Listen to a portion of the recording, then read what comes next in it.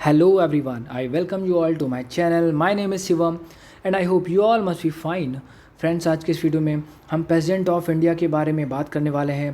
President of India होता क्या है, इसकी पावर्स क्या होती है और जब से हम फ्री हुए हैं तब से कौन कौन भारत का प्रेसिडेंट बन चुका है। All right, so this video is pertaining to static GK और polity. So if you are preparing for the examination like SSC or railways, this video is gonna be quite interesting and helpful to you. So without being delayed, let's begin the video. सबसे पहले कुछ important points को discuss करेंगे. जो president होता है वो constitutional head होता है पार्लियामेंट्री सिस्टम का. हमारी जो गवर्नमेंट होती है उसका कॉन्स्टिट्यूशनल ये हेड होता है, ठीक है. इसके अलावा ये सुप्रीम कमांडर होता है हमारी इंडियन आर्म्ड फोर्सेस का.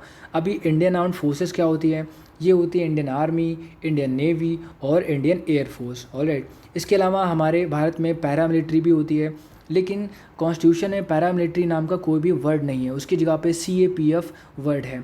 CAPF क्या होता है? CAPF होता है सेंट्रल आर्म्ड पुलिस फोर्स. इसके अंडर बहुत सारी फोर्सेज आती हैं जैसे कि ITBP, BSF, असम राइफल्स या फिर CISF या CRPF.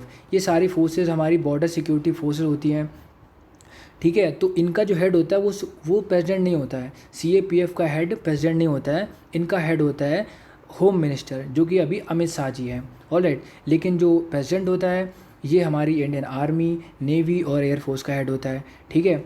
इसके अलावा ही represents the nation but does not rule it. ये हमारे नेशन को क्या करता है, रिप्रेजेंट करता है, लेकिन इसको रूल नहीं करता है. जो PM कहता है, प्रधानमंत्री कहता है, या जो कैबिनेट मिनिस्ट्री होती है वो कहती है, वो इसे मानना पड़ता है. The real power vest with the council of minister. जो काउंसिल ऑफ मिनिस्टर होती है उन्हीं के पास रियल पावर होती है, इनको बस साइन करने होते हैं. आगे देखते हैं कि इनका इलेक्शन कैसे होता है. इनका इलेक्टोरल कॉलेज क्या है. इलेक्टोरल कॉलेज क्या होता है, इसमें बहुत सारी चीज़ें आती हैं जैसे कि elected members of both the houses of the parliament. यानी जो हमारी पार्लियामेंट होती है उसमें क्या क्या होता है, लोकसभा होती है, राज्यसभा होती है. तो उसमें से जो इलेक्टेड मेंबर होते हैं वो इसको वोट डाल सकते हैं. यानी जो प्रेसिडेंट का इलेक्शन होता है उसमें elected member of the parliament he vote डालते हैं. आप कहोगे इलेक्टेड मेंबर्स क्यों कह रहे हो, पूरे मेंबर क्यों नहीं डालेंगे. देखो, उसमें से कुछ ऐसे मेंबर होते हैं जो नॉमिनेटेड होते हैं. जैसे लोकसभा में 2 मेंबर नॉमिनेटेड होते हैं, राज्यसभा में 12 मेंबर नॉमिनेटेड होते हैं. अब उनको नॉमिनेट कौन करता है, उनको हमारा प्रेसिडेंट ही तो नॉमिनेट करता है. अगर वो लोग भी वोट डालेंगे तो वो तो उसी प्रेसिडेंट को डालेंगे जिसने उन्हें पहले ही जिसने उनको पहले से नॉमिनेट किया होगा, ठीक है. तो नॉमिनेटेड मेंबर नहीं, जो इलेक्टेड होते हैं यानी जो चुन के आते हैं, जो वोट के थ्रू आते हैं, वही प्रेसिडेंट के इलेक्शन में वोट डाल सकते हैं. इसके अलावा elected members of the state legislatures. जो हर राज्य में विधानसभाएं होती हैं, स्टेट लेजिस्लेचर होता है, उनके मेंबर भी प्रेसिडेंट को वोट डालते हैं. Alright, elected members of the legislative assemblies of the Delhi and Puducherry. इसके अलावा स्टेट के अलावा 2 हमारे यूनियन टेरिटरी भी हैं जो कि दिल्ली और पुडुचेरी है. इनके इलेक्टेड मेंबर भी वोट डालते हैं प्रेसिडेंट के इलेक्शन में. आगे बात करते हैं. ये जो प्रेसिडेंट होता है ये 5 साल के लिए एलिजिबल होता है, ठीक है.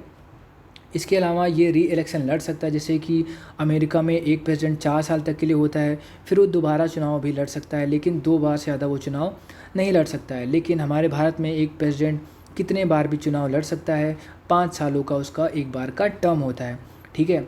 आगे देखते हैं. The president can be removed from the post in case it is found that there is any violation of the constitution by the president. यानी कि जो प्रेसिडेंट हमारा होता है, राष्ट्रपति होता है, उसको निकाला भी जा सकता है. उसको इस बात पे कि कहीं उसने कोई वायलेशन ऑफ द कॉन्स्टिट्यूशन तो नहीं किया है, संविधान को वायलेट तो नहीं किया है, इस वजह से उसको रिमूव भी कर सकते हैं. और उसको बोलते क्या हैं, इस रिमूवल को बोलते हैं इम्पीचमेंट. क्या करते हैं, इम्पीचमेंट कर देते हैं और प्रेसिडेंट को निकाल देते हैं. जब प्रेसिडेंट को इम्पीचमेंट करके रिमूव कर दिया जाता है तो जो हमारा वाइस प्रेसिडेंट होता है यानी कि हमारा उपराष्ट्रपति होता है, वो एक्टिंग प्रेसिडेंट बन जाता है. यानी कि प्रेसिडेंट की जगह पे वो काम करता है और वो प्रेसिडेंट ही होता है, लेकिन वो एक्टिंग प्रेसिडेंट होता है, ठीक है. In the absence of president due to the death, resignation, impeachment और अदर सिचुएशन.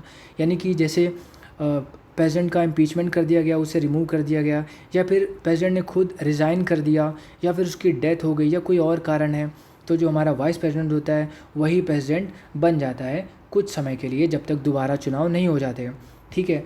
अगर वाइस प्रेसिडेंट की सीट खाली हो जाती है तो फिर क्या होगा, chief justice of India acts as the president of India, यानी कि जो वाइस प्रेसिडेंट है वो भी अगर मौजूद नहीं है तो फिर कौन बनेगा प्रेसिडेंट? प्रेसिडेंट ने रिज़ाइन दे दिया, वाइस प्रेसिडेंट भी नहीं है, तो फिर जो हमारा सुप्रीम कोर्ट होती है उसका जो सबसे हेड होता है यानी कि CJI यानी कि चीफ जस्टिस ऑफ इंडिया, वही हमारा प्रेसिडेंट बन जाता है। ठीक है, अब हम लिस्ट को देखते हैं। सबसे पहले जब हमारा देश आज़ाद हुआ था और हमारा संविधान 26 नवंबर 1949 को बन के तैयार हो गया था, लेकिन लागू कब हुआ था, इम्पोज कब हुआ था?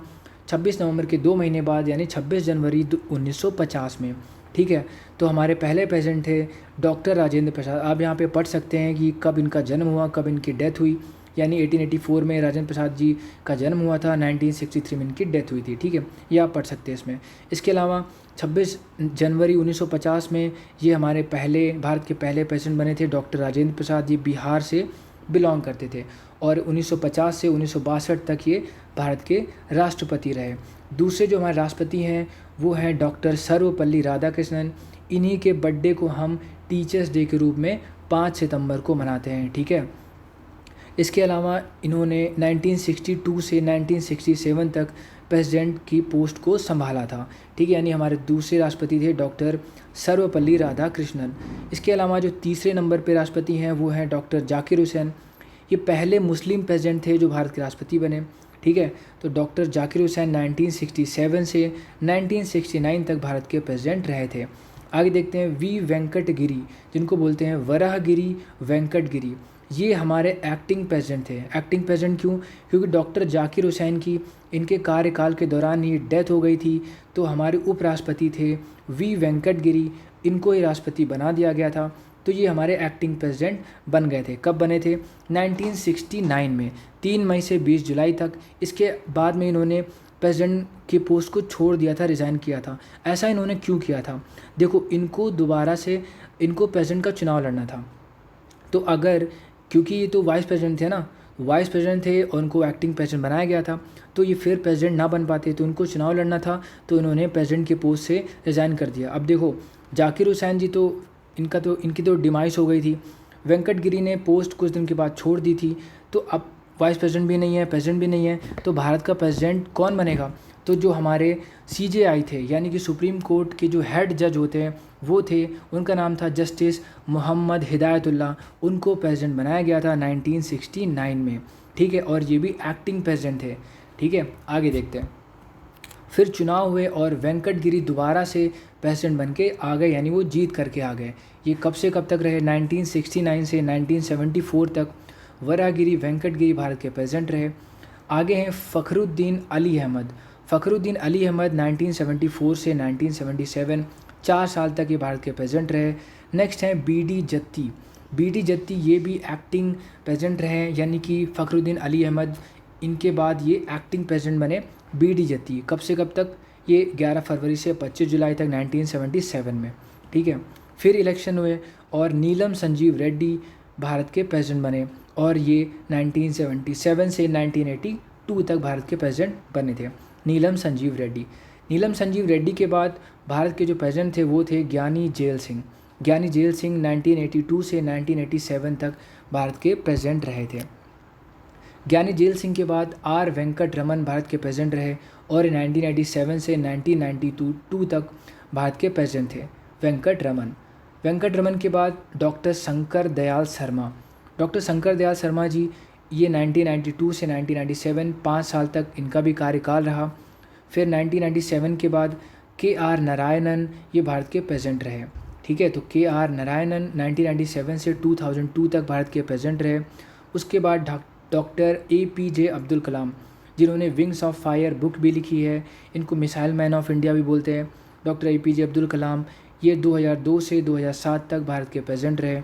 इनके बाद भारत की पहली महिला प्रेसिडेंट थी डॉक्टर प्रतिभा देवी सिंह पाटिल। ठीक है, प्रतिभा देवी सिंह पाटिल 2007 से 2012 तक भारत की प्रेसिडेंट रही हैं। इसके बाद में डॉक्टर श्री प्रणब मुखर्जी 2012 से 2017 तक भारत के प्रेसिडेंट रहे और अभी करंटली भारत के प्रेसिडेंट हैं श्री रामनाथ कोविंद जी, और ये 2017 से इनकम्बेंट है, यानी 2017 से भारत के प्रेसिडेंट हैं श्री रामनाथ कोविंद जी। सो This is the end of the video. Thank you so much for watching this. Please like the video and subscribe to channel and hit the bell icon to get the notification of every single video I upload. Thank you so much.